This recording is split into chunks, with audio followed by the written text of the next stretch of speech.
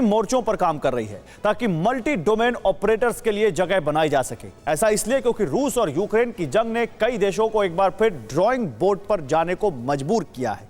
खासकर यूरोपीय देश अपनी कैपेबिलिटीज और तैयारियों को दोबारा परखने पर जोर दे रहे हैं, लेकिन इस युद्ध से सबक हिंदुस्तान की सेना भी ले रही है, क्योंकि इस वॉर जोन के चलते दुनिया ने साइबर और इलेक्ट्रोमैग्नेटिक वॉरफेयर के साथ साथ कम्युनिकेशंस का इस्तेमाल होते भी देखा है। खासकर अगर नॉर्मल कम्युनिकेशन की लाइन ठप हो जाए तो किस तरह से सैटेलाइट मोड पर जाना है, ये यूक्रेन वॉर से सीखा जा सकता है, क्योंकि यूक्रेन के पास स्टारलिंक सिस्टम यानी स्पेस इंटरनेट वाली पावर मौजूद थी, जिसके जरिए रूस की आर्टिलरी को काफी नुकसान पहुंचाया गया।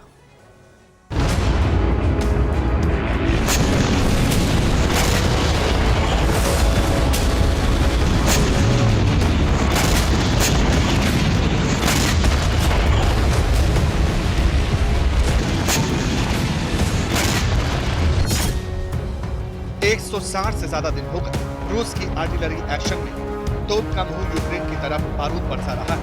रशियन आर्मी की मिसाइलें एक एक करके यूक्रेन के शहरों को शमशान में तब्दील कर रही हैं।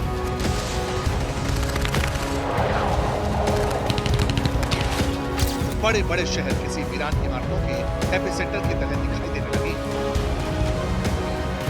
लेकिन इतना जरूर है कि अब भी यूक्रेन की तरफ से काउंटर अटैक जारी है।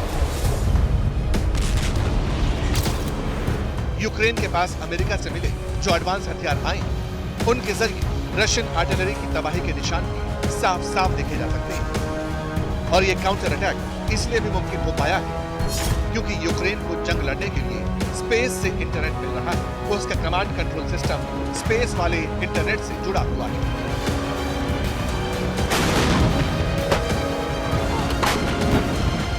1 मार्च 2022 इस दिन पूरी दुनिया ने कीव में हुए धमाके की इन तस्वीरों को देखा था। उस वक्त रूस ने यूक्रेन आर्मी के कमांड और कम्युनिकेशन सिस्टम को ठप करने के लिए हमला बोला था। निशाने पर कीव का टीवी टावर था। मिसाइल अटैक से टीवी टावर पूरी तरह बर्बाद हो गया और फिर यूक्रेन आर्मी की कम्युनिकेशन लाइन ठप हो गई। इसके बाद यूक्रेन को काफी नुकसान उठाना पड़ा। उनके कई मिलिट्री एसेट्स वक्त पर रिस्पॉन्ड नहीं कर पाए क्योंकि अंडरग्राउंड ऑप्टिक फाइबर वाला सिस्टम भी खत्म हो चुका था। ऐसे वक्त में यूक्रेन को अंतरिक्ष वाला सपोर्ट मिला। यूक्रेन के पास स्टारलिंक सैटेलाइट सिस्टम पहुंचा और देखते ही देखते जंग के पहले हाफ में बाजी पलटने लगी।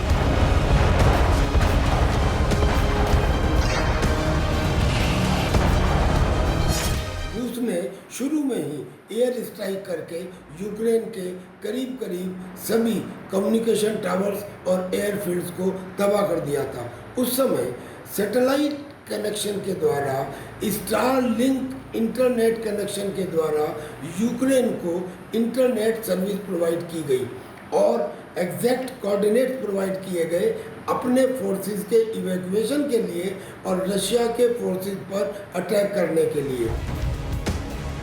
यकीन मानिए, बीते करीब 5 महीने से ज्यादा वक्त से एलन मस्क की कंपनी स्पेसएक्स के स्टारलिंक सैटेलाइट इंटरनेट की वजह से रूस को काफी नुकसान उठाना पड़ा और इसकी फिगर्स यूक्रेन सीना चौड़ा करके रोजाना जारी भी करता है। सोचिए, जिन टैंक्स, ड्रोन्स, प्लेन्स और यहाँ तक कि हेलीकॉप्टर्स को मार गिराने के आंकड़े यूक्रेन ने दुनिया को बताए, अगर वो जेन्युइन है तो उन्हें ध्वस्त करने के पीछे स्टारलिंक सैटेलाइट इंटरनेट का ही हाथ है। रूस के इन्वेजन के बीच मस्क और यूक्रेन का लिंक समझना भी जरूरी है। मार्च में टीवी टावर ध्वस्त होने के बाद यूक्रेन के डिप्टी पीएम ने तब एलन मस्क से मदद मांगी थी। एलन मस्क ने फौरन हजारों Starlink satellite internet kits Ukraine भेज दी। इसमें एंटीना, माउंटेन ट्राइपोड और एक वाईफाई राउटर मौजूद था। इंटरनेट वाली ये किट्स सीधा स्टारलिंक सैटेलाइट के नेटवर्क से जुड़ गई। इसका मतलब स्पेस के जरिए कीव को इंटरनेट कनेक्शन मिलने लगा। इसी स्पेस इंटरनेट के जरिए दुश्मन की मौजूदगी, उसका पूरा डेटा, उनके कम्युनिकेशन और कोऑर्डिनेट्स का कॉम्बिनेशन यूक्रेन के लिए वरदान साबित हुआ। बाकी का काम यूक्रेन के ड्रोन्स, जैवलिन और स्टिंगर जैसी मिसाइलों ने कर दिया और अब तो हाइमार्स रॉकेट सिस्टम भी एक्शन मोड में आ चुके हैं। स्पेस इंटरनेट की ही वजह से यूक्रेन की एरियल रिकॉन यूनिट एरोविद का एक्टिव है। स्टारलिंक इंटरनेट की मदद से ड्रोन्स को रेकी करने भेजा गया। इसके जरिए रूसी सेना के टैंक्स और आर्मर्ड व्हीकल्स की लोकेशन ट्रेस हुई। लोकेशन लॉक होने के बाद जैवलिन और स्टिंगर जैसी मिसाइलें दागी। स्टारलिंक के नॉन स्टॉप डेटा के चलते ही ये मिसाइल रूसी टैंक्स का काल साबित हो गई।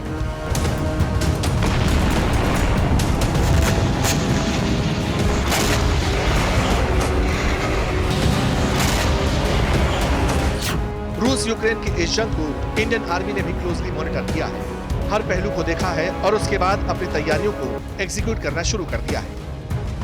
असल में अंतरिक्ष आधारित कम्युनिकेशन सिस्टम यानी सैटेलाइट सिस्टम इसलिए अहम है क्योंकि वॉर वाले सिचुएशन में कम्युनिकेशन का एकमात्र जरिया यही बचता है।